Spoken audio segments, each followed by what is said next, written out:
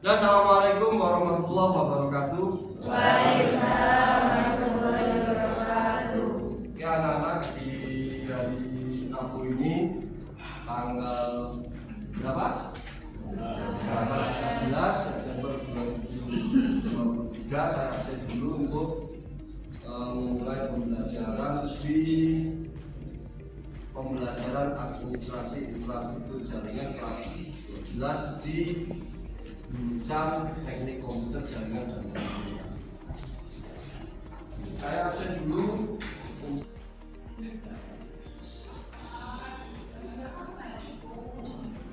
Ajeng lihat ini. Ya, ini Juratul Nasira. Amanda Pantitasari.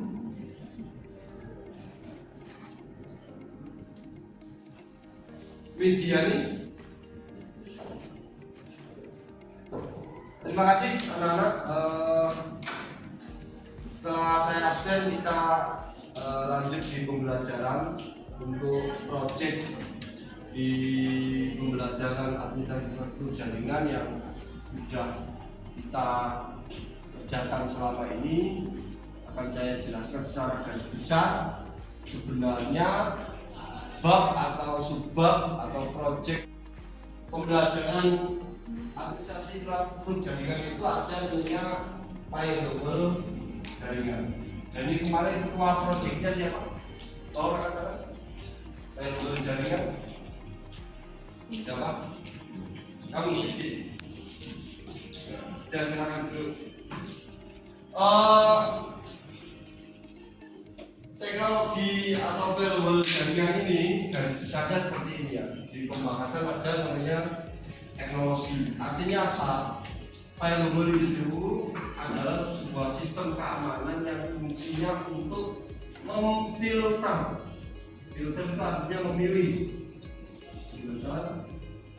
Itu teknologi firewall ada yang sifatnya sistem operasi dan ada yang sifatnya hardware.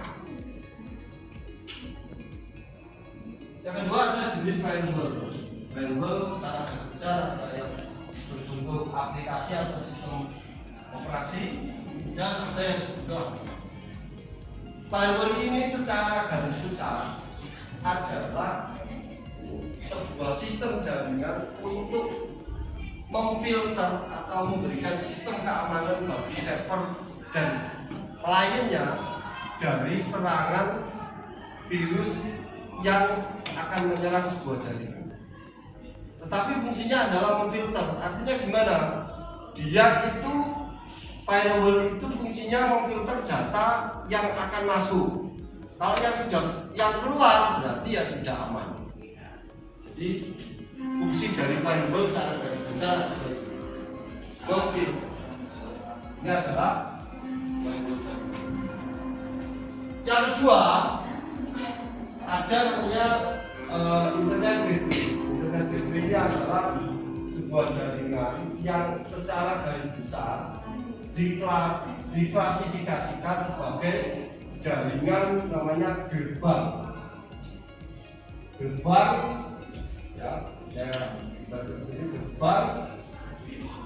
gerbang yang mengatur keluar masuknya sebuah akses IP.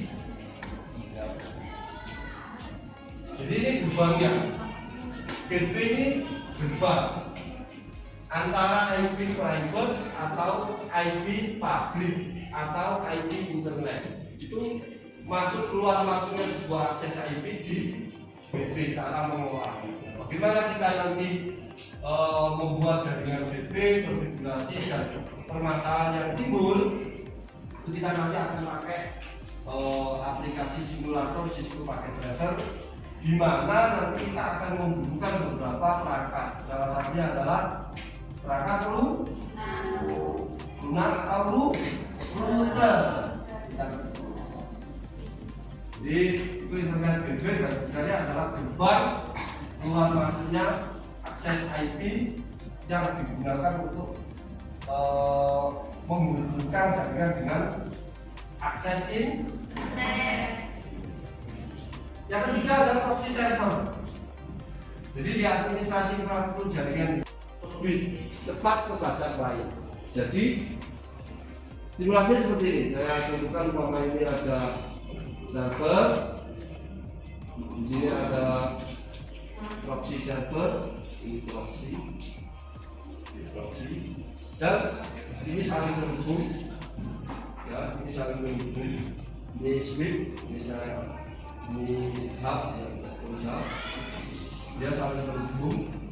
Dan ini nanti ada lagi switch atau hub. Nah, di sini baru ada klien.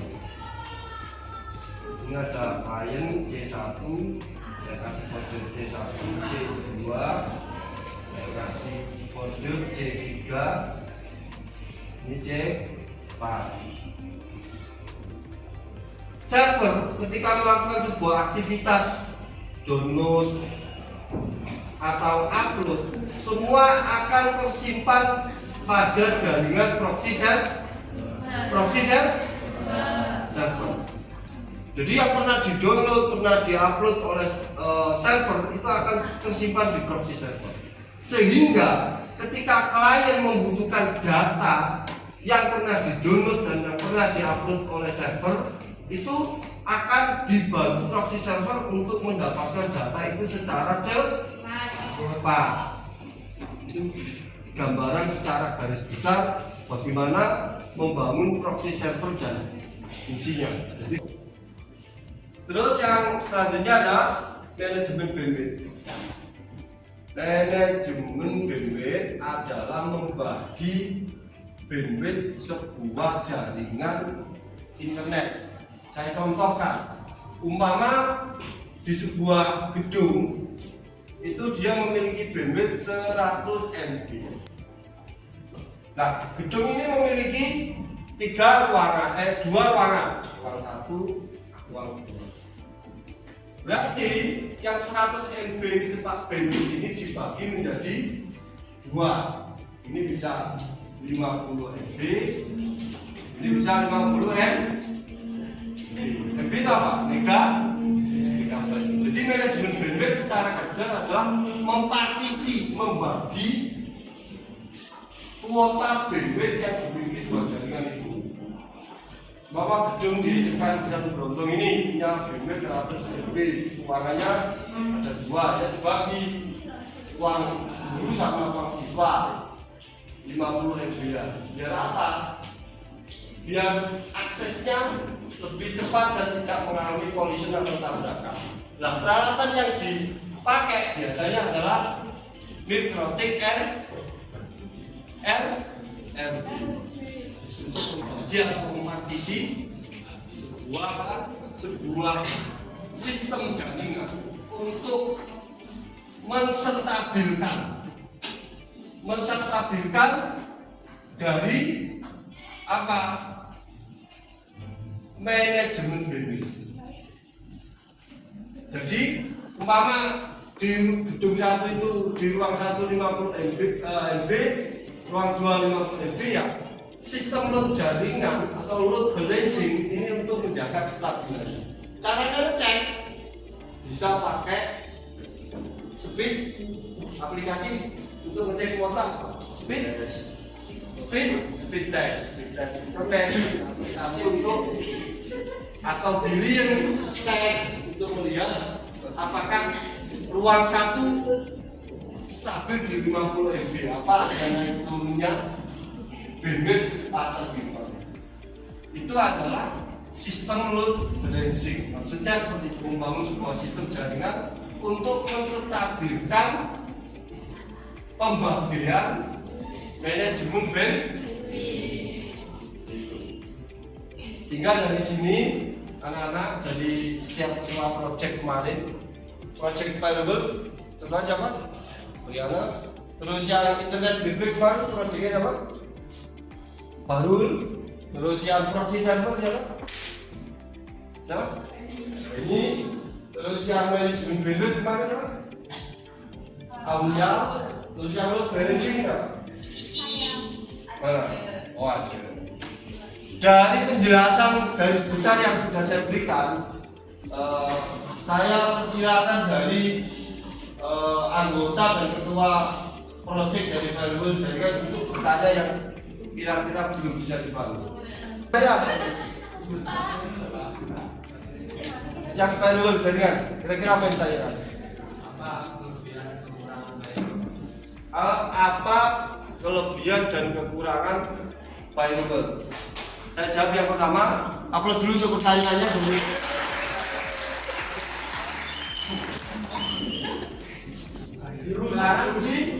Virus atau hal-hal yang bisa merusak akses atau koneksi internet jaringan. Itu kelebihannya.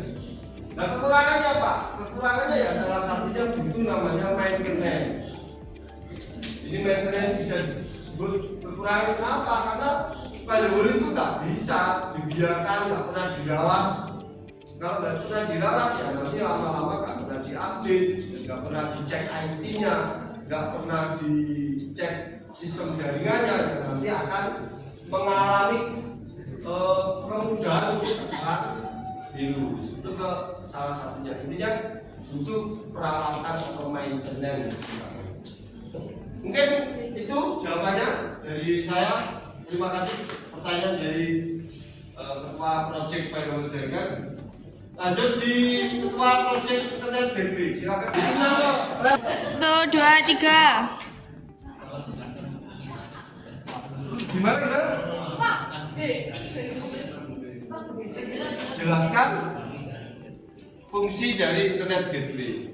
Nah, tadi sudah saya kasih garis besar bahwa internet gateway ini adalah fungsinya sebagai gerbang keluar masuknya sebuah pengalamatan IP untuk terkoneksi dengan internet.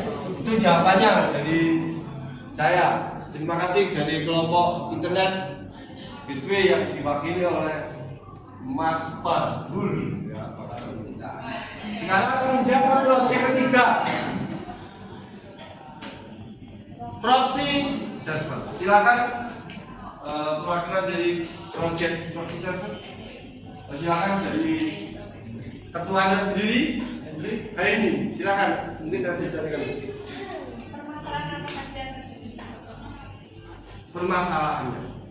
permasalahan apa saja? Pertama yang harus dilakukan untuk tahu permasalahan dari proxy server, kita harus membuat jaringan dengan aplikasi Cisco Packet Tracer dulu. Ya. Nah, permasalahannya apa? Proxy server tetap masalahnya membutuhkan sebuah maintenance dengan cara apa? Sering melakukan maintenance pada IP.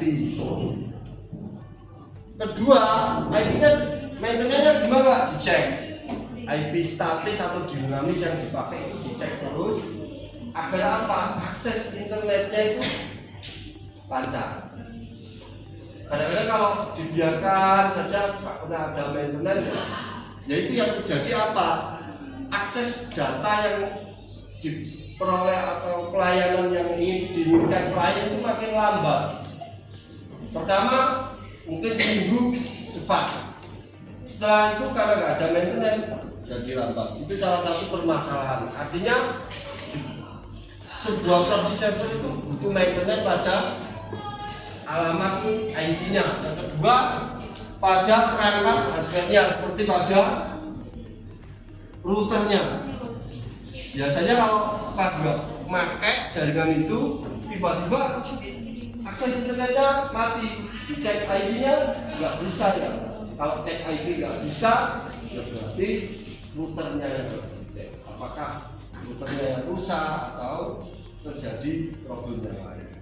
Kalau IP-nya bisa dicek Pak, berarti ya kondisi IP-nya saja yang maintenance mungkin diganti atau di-repair ulang. Itu pada proxy server. Terima kasih. Pertanyaan dari ketua project proxy server. Selanjutnya adalah manajemen bandwidth. Silakan kalau diwakili oleh Afi.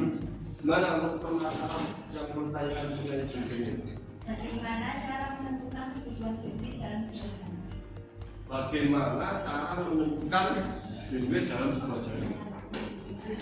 Kebutuhan bandwidth, cara menentukannya gimana Pak? Ya, kita tentukan dari kebutuhan kita. Kebutuhan bandwidth internet yang kita butuhkan itu buat apa dulu? Buat apakah hanya untuk sosmed atau yang lain atau untuk editing? Nah, itu akan beda kapasitas bandwidth. Kedua adalah menentukan ruangan yang akan diberi akses. Semakin banyak ruangan, ya berarti semakin besar bandwidth yang dibutuhkan. Itu bagaimana cara kita tahu kebutuhan bandwidth kita. Yang sekarang lebih tahu ya kita berapa ruangan yang akan dikasih akses, berapa jarak yang akan dijangkau oleh akses internet itu. Kalau jaraknya 1 kilo kan berarti bisa bandwidth yang digunakan harus lebih besar. Karena apa? Penggunanya juga akan lebih banyak. Seperti itu. Terima kasih untuk project manajemen bandwidth. Yang selanjutnya download Belense. Mana? Ruangan. Oh silakan Mbak Kiri Rajeng. Bagaimana cara mengkonfigurasi load balancing? Cara konfigurasi load balancing yang pertama tadi saya sampaikan, kita harus melakukan dengan simulator dulu ya. Kita lakukan dengan simulator sebelum dengan perangkat yang asli ya. Sebelum dengan perangkat yang asli. Yang kedua, konfigurasi load balancing tetap seperti kita membangun. Pertama harus menentukan berapa komputernya, terus nanti servernya itu ditentukan mana server, mana router, dan pemberian alamat IP-nya. IP servernya itu yang dikasih yang berapa, pemberian alamat IP untuk internet, untuk server, untuk server, pemberian alamat untuk komputer server, komputer proxy, dan komputer klien. Terus yang ketiga, karena pengalamatan IP internet itu biasanya sifatnya sudah dari penyedia jasa internet, artinya sifatnya itu public atau private yang sudah diberikan. Contoh, kita itu ngambil akses internetnya dari beliau, ya berarti nanti akses IP-nya yang dari bandwidth-nya itu dari beliau. Secara gampang begini cara konfigurasinya, kita tentukan alamat IP-nya server, proxy server, klien, sama alamat IP akses internet. Seperti itu. Mungkin itu jawaban dari saya. Kira-kira ada yang lain yang perlu ditanyakan? Tidak ada? Kalau tidak ada, silakan. Hari ini kita harus mencoba praktek dengan simulator Cisco Packet Tracer, dan kita akan presentasikan seperti apa membuatnya, sehingga pembelajaran administrasi infrastruktur jaringan ini bisa sesuai dengan target pedoman buku yang kita pakai di kelas 12 teknik jaringan dan telekomunikasi.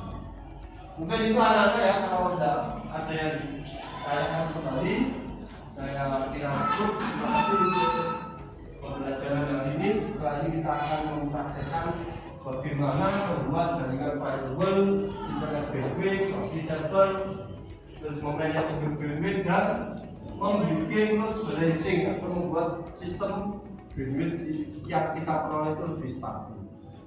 Mungkin itu, mohon maaf, terima kasih. Sebelum pembelajaran ini kita tutup, marilah kita berdoa sejenak. Persiapan berdoa dalam hati, berdoa mulai. Untuk saya akhiri. Assalamualaikum warahmatullahi wabarakatuh.